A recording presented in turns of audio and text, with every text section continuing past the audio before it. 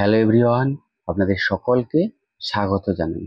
ক্যালসিট্রিয়ল ক্যাপসুলের আসল কাজ কি বা কি কি চিকিৎসা ক্ষেত্রে ব্যবহার করা হয়ে থাকে। এই ক্যালসিট্রিয়ল ক্যাপসুল শরীরে যদি ভিটামিন ডি এর অভাব হয়ে থাকে তাহলে দেয়া যায় নাকি, আবার যদি শরীরে ক্যালসিয়ামের অভাব হয়ে থাকে তাহলে দেয়া যায় নাকি।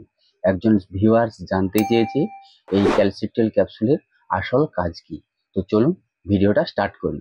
এই ক্যালসিট্রিয়ল ক্যাপসুল আমরা বিভিন্ন ব্র্যান্ডের নামে পেয়ে থাকি। এই ক্যালসিট্রিয়ল ক্যাপসুল হলো একটি ভিটামিন ডি এর সক্রিয় রূপ।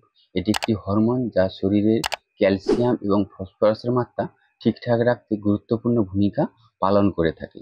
তাহলে এই ক্যালসিট্রিয়লের আসল কাজ কি বা কি কি চিকিৎসা ক্ষেত্রে ব্যবহার করা হয়ে থাকে। হাইপোক্যালসেমিয়া অর্থাৎ আমাদের শরীরে যদি ক্যালসিয়ামের অভাব হয়ে থাকে, ক্যালসিয়ামের ঘাটতি হতে থাকে, তখন তার চিকিৎসা ও তার প্রতিরোধে এই ক্যালসিট্রিয়ল ক্যাপসুল ব্যবহার করা হয়ে থাকে।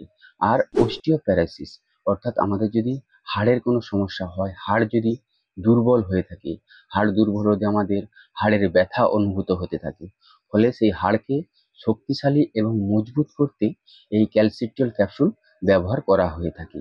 আর আমাদের যদি দাঁতের ক্ষয় হয় বা দাঁতের যদি কোনো সমস্যা হয়, এই দাঁতকে শক্তিশালী করতে এবং মজবুত করতে এই ক্যালসিট্রিয়ল ক্যাপসুল ব্যবহার করা হয়ে থাকে। আর হাইপোপ্যারাথাইরয়েডিজমের সমস্যায় অর্থাৎ আমাদের শরীরে প্যারাথাইরয়েড গ্রন্থি যখন পর্যাপ্ত পরিমাণে প্যারাথাইরয়েড হরমোন নিঃসরণ করে না থাকে, তখন আমাদের শরীরে ক্যালসিয়ামের অভাব হয়ে থাকে। ফলে আমাদের পেশির সমস্যা, পেশির খাঁচুনি, পেশি দুর্বলতা, তার সাথে আমাদের হাড়ের দুর্বলতা, হাড়ে ব্যথা হওয়া, হাড়ের ঘনত্ব কমে যাওয়া, হাড় ঠিকঠাকভাবে কাঠামো তৈরি করতে পারে না, তখন তার চিকিৎসা ও তার প্রতিরোধে এই ক্যালসিট্রিয়ল ক্যাপসুল ব্যবহার করা হয়ে থাকে। এছাড়াও শরীরে যদি ভিটামিন ডি এর ঘাটতি হয়ে থাকে তখনও এই ক্যালসিট্রিয়ল ক্যাপসুল ব্যবহার করা হয়ে থাকে। আর কিডনির সমস্যার কারণে যদি ক্যালসিয়াম এবং ফসফরাসের মাত্রা শরীরে কমে যায়, তখন তা বজায় রাখতে এই ক্যালসিট্রিয়ল ক্যাপসুল ব্যবহার করা হয়ে থাকে। আর এই ক্যালসিট্রিয়ল ক্যাপসুল আমাদের শরীরের রোগ প্রতিরোধ ক্ষমতা বৃদ্ধি করতে সাহায্য করে থাকে। এর ব্যবহারের মাত্রা কি?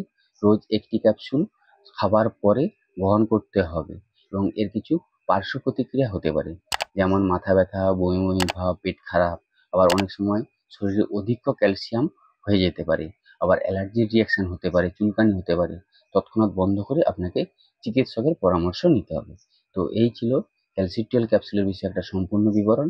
এর বাইরেও যদি আপনাদের কিছু জানার থাকে তাহলে অবশ্যই কমেন্ট করে জানাবেন। ভিডিওটিকে সকলের মধ্যে শেয়ার করে সকলকে দেখার সুযোগ করে দিবেন, আর লাইক করবেন। আর হ্যাঁ, অবশ্যই চ্যানেলকে সাবস্ক্রাইব করে দিবেন।